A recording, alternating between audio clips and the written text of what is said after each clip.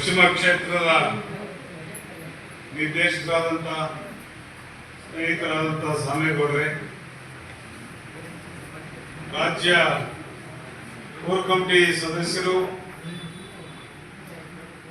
ಮಾಜಿ ಜಿಲ್ಲಾ ಪಂಚಾಯಿತಿ ಅಧ್ಯಕ್ಷರು, ಆತ್ಮೀಯ ಸ್ನೇಹಿತರು ಆದಂಥ ಶ್ರೀ ಆನಂದ್ ರೆಡ್ಡಿ ಅವರೇ,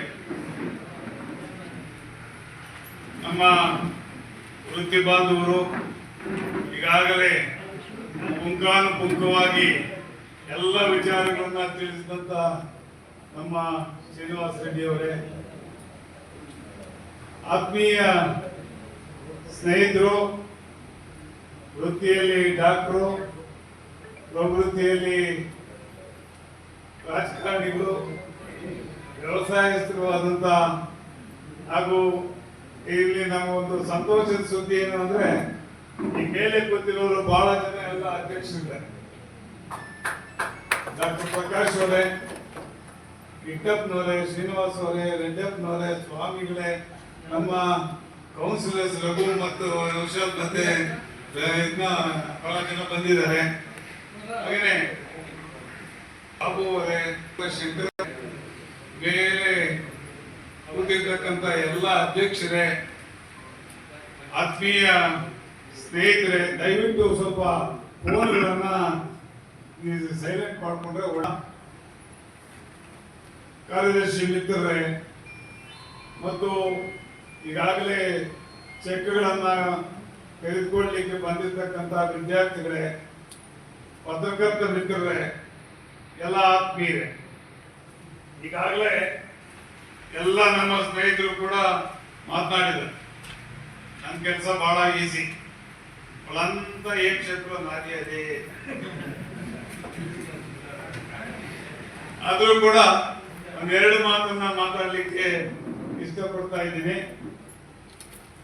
ಪ್ರಪ್ರಥಮವಾಗಿ ಯಾರು ಯಾಕೆಲ್ಲ ಸಪ್ಪಿದೀವಿ, ಉಪ್ಪು ಕಡಿಮೆ ಆಗಿದೆಯಾ, ಮಕ್ಕಳು ಹಸುವಾಗ್ತಾ ಇದೆಯಾ, ಚಿತ್ರಾನ್ನ ಮಾಡಿಸಿದೀವಿ, ತೊಂದರೆ ಏನು ಯೋಚನೆ ಮಾಡಬೇಕು. You have chitranna, lemon rice.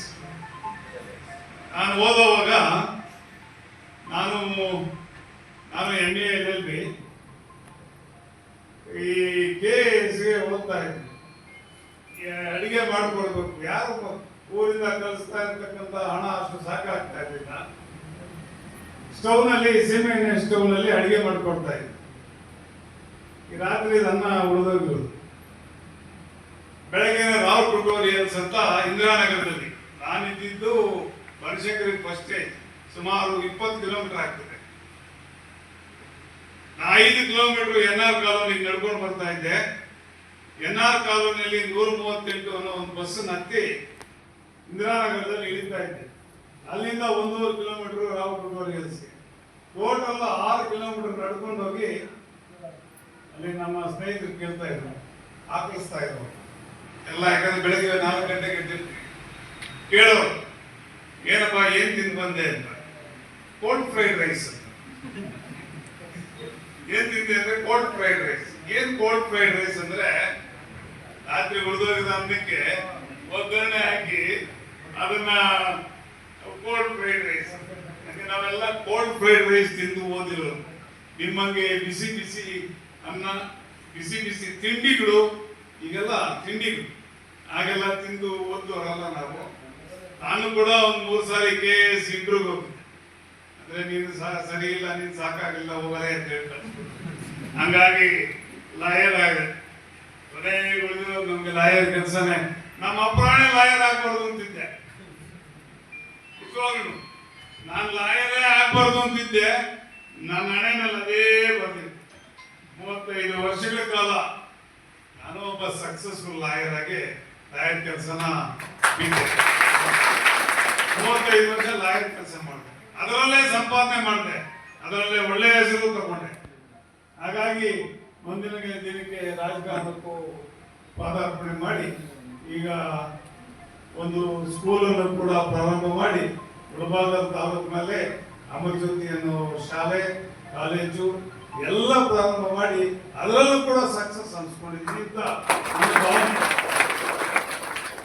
ಒಂದನ್ನ ನಾನು ವಿದ್ಯಾರ್ಥಿಗಳಿಗೆ ಹೇಳೋದಿಕ್ಕೆ ಬಯಸ್ತಾ ಇದ್ದೇನೆ, ಅಸಾಧ್ಯವಾದದ್ದು ಯಾವುದೂ ಇಲ್ಲ, ಎಲ್ಲವೂ ಕೂಡ ಸಾಧ್ಯ. ನಿಮ್ಮ ಮನಸ್ಸಿನಲ್ಲಿ ಫಸ್ಟ್ ನೆಗೆಟಿವ್ ಥಿಂಕಿಂಗ್ ಇದ್ರೆ ಅದನ್ನ ಬಿಡಬೇಕು ಮಕ್ಕಳು. ನಿಮ್ಮಲ್ಲಿ ಯಾವಾಗಲೂ ಕೂಡ ಪಾಸಿಟಿವ್ ಥಿಂಕಿಂಗ್ ಇರಬೇಕು. ಎಸ್, ಇಟ್ ಈಸ್ ಪಾಸಿಬಲ್, ನನ್ನ ಕೈಯಲ್ಲಿ ಆಗ್ತದದು, ಯಾಕಾಗಲ್ಲ ಅನ್ನೋ ಒಂದು ಭಾವನೆ ನಿಮ್ಮ ಮನಸ್ಸಿನಲ್ಲಿ ಬಂದ್ರೆ ನೀವೆಲ್ಲ ಕೂಡ ಸಾಧನೆ ಮಾಡ್ತೀವಿ. ಈ ಸಾಧನೆಗೆ ಪೂರಕವಾಗಿ ನಾವು ಇವತ್ತು ಪ್ರತಿಭಾ ಪುರಸ್ಕಾರವಾಗಿ ನಿಮಗೆ ಈ ಚೆಕ್ಗಳನ್ನ ನೀಡ್ತಾ ಇರ್ತಕ್ಕಂಥ, ನೀವು ಪ್ರತಿಭಾನ್ವಿತರು. ನಿಮ್ಮ ಪ್ರತಿಭೆ ಇಲ್ಲಿಗೆ ನಿಲ್ಲಬಾರದು, ನಿಮ್ಮ ಪ್ರತಿಭೆ ಇನ್ನೂ ಚೆನ್ನಾಗಾಗಬೇಕು. ಆ ಒಂದು ನಿಟ್ಟಿನಲ್ಲಿ ನಮ್ಮ ರೈತರ ಮಕ್ಕಳನ್ನ ಪ್ರೋತ್ಸಾಹ ಮಾಡೋದಕ್ಕೋಸ್ಕರವಾಗಿ ಕೋಲಾರ ಹಾಲು ಒಕ್ಕೂಟ ಈ ರೀತಿಯಾದಂತಹ ಒಂದು ಇವುಗಳನ್ನ ಮಾಡಿ ಟ್ರಸ್ಟ್ ಮುಖಾಂತರ ಜಿಲ್ಲೆಯ ಎಲ್ಲ ಬಡ ಮಕ್ಕಳು ಜೊತೆಗೆ ಪ್ರತಿಭಾನ್ವಿತ ಮಕ್ಕಳಿಗೆ ನಾವು ಇವತ್ತು ಚೆಕ್ಗಳನ್ನು ನೀಡುವಂತ ಒಂದು ಕಾರ್ಯಕ್ರಮವನ್ನು ಮಾಡ್ತಾರೆ. ಇದನ್ನ ಸದುಪಯೋಗ ಮಾಡ್ಕೋಬೇಕಾಗ್ತದೆ ನೀವು.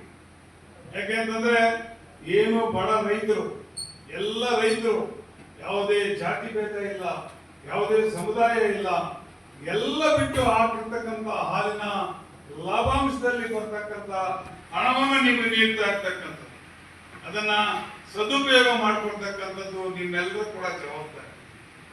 ಕೋಲಾರ ಹಾಲು ಒಕ್ಕೂಟ ಈಗ 8,20,000 ಲೀಟರ್ನ ಹಾಲನ್ನ ರೈತರಿಂದ ಖರೀದಿ ಮಾಡ್ತಾರೆ.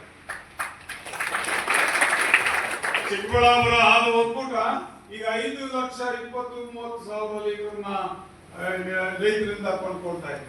ಎರಡು ಒಟ್ಟಾರೆ ಇದ್ದಾಗ 14